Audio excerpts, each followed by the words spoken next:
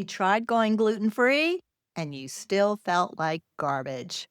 So you cut dairy too.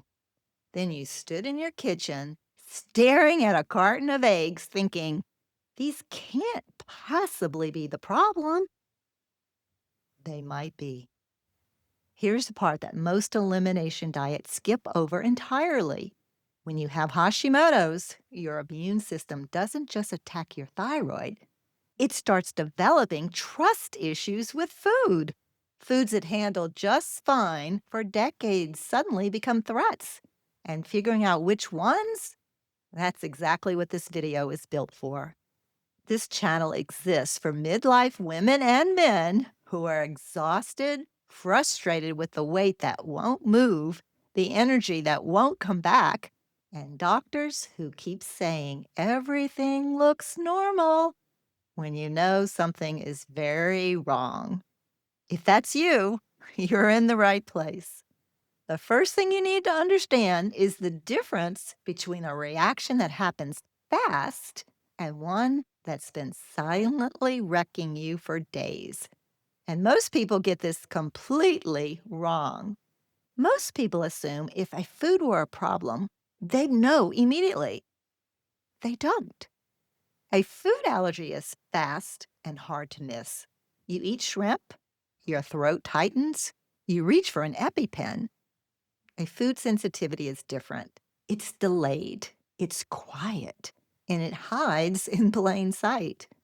The reaction can show up 24 to 72 hours later as bone deep fatigue, joint pain, brain fog, or what feels like a full emotional breakdown with no obvious clues. That bloating you blamed on stress last Tuesday? It might be Sunday's dinner. Hashimoto's makes you especially vulnerable to these delayed reactions because your immune system is already operating in high alert mode. It's not looking for threats, it's assuming everything is a threat. That's why clean eating alone doesn't always work. You can be eating healthy foods that your specific immune system is still treating like an enemy. Which brings up the obvious next question. What are those foods and why do they cause so much damage? In a Hashimoto's body specifically, there's a short list of foods that consistently trip the autoimmune alarm, and a few of them will surprise you. Gluten is the most well known, but a little bit still counts. There's no such thing as a small enough amount to slide past an already reactive immune system. Dairy is a close second.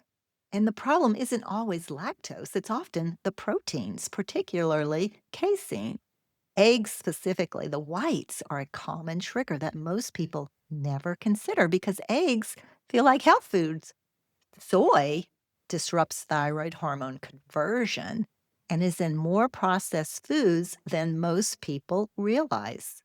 Corn, nightshades like tomatoes, eggplants, peppers, and legumes are lower on the most people's radar, but can absolutely drive inflammation in Hashimoto's. This isn't a life sentence of bland food. This is a temporary reset with a very clear purpose. The goal is to calm the immune system down enough that you can actually test what it's reacting to. Because right now, everything is inflamed, nothing is clear. If you want to go deeper on how hormones and immune triggers are connected, grab the free Hormone Confusion Fix in the description.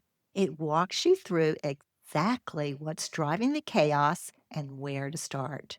Here's where it gets more personal and more scientific. Because for some people, this isn't just about diet history, it's written into their DNA. There's a reason some people can eat gluten for 40 years and then suddenly can't. And it has nothing to do with willpower or trending wellness advice. People with Hashimoto's frequently carry specific HLA-DQ gene variants that make their immune system more likely to treat gluten and dairy as foreign invaders. This is immunology, not a food philosophy, not a wellness trend. The gene was always there. What changed was the threshold. Chronic stress, gut permeability, a viral trigger, hormonal shifts in perimenopause or andropause, any of these can flip the switch. So when you say, but I ate that my whole life with no problem, you're probably right. Until your immune system crossed a line it can't uncross. That's not a personal failure. That's biology doing exactly what it's designed to do under the wrong conditions. Knowing the why is powerful, but what actually moves the needle is knowing what to do with it. And there's a specific way to approach this that takes the guesswork out completely. Finding your personal trigger foods isn't about restriction for its own sake. It's about becoming a very precise food detective. Start with a clean slate. Commit to an elimination diet for 3 to 4 weeks, removing the top offenders completely.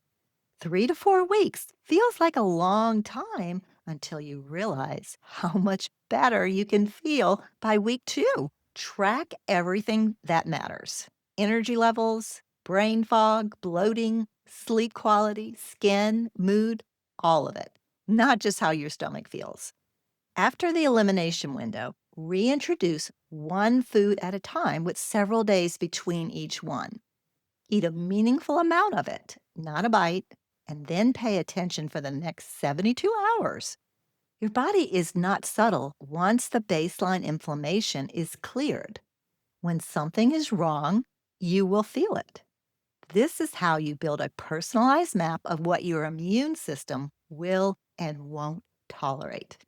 No guessing, no restriction without purpose. The goal on the other side of this is not a smaller food list. It's a life where you know exactly what's working for your body and why food isn't just fuel. Every bite you eat sends a message to your immune system. For a Hashimoto's body, the wrong message keeps the fire burning. But find the right foods for you specifically, and you start turning the heat down. The thing is, food is only one piece of the picture. There are triggers that have nothing to do with what's on your plate, and they can unravel everything you've built, even when your diet is completely dialed in. Stress and sleep deprivation can push your immune system into a flare faster than any food ever could. And most people don't see it coming until the damage is done. If you like this video, please give it a like and subscribe. And drop a comment and tell me what food surprised you when you figured out your body didn't want it anymore. I read every one. And if you also type in elimination diet and email me your address, I will send you a free elimination diet. Now that you know how food triggers a Hashimoto's flare, you're going to want to know how lifestyle does the same thing. Click the video on the screen and I'll show you right now.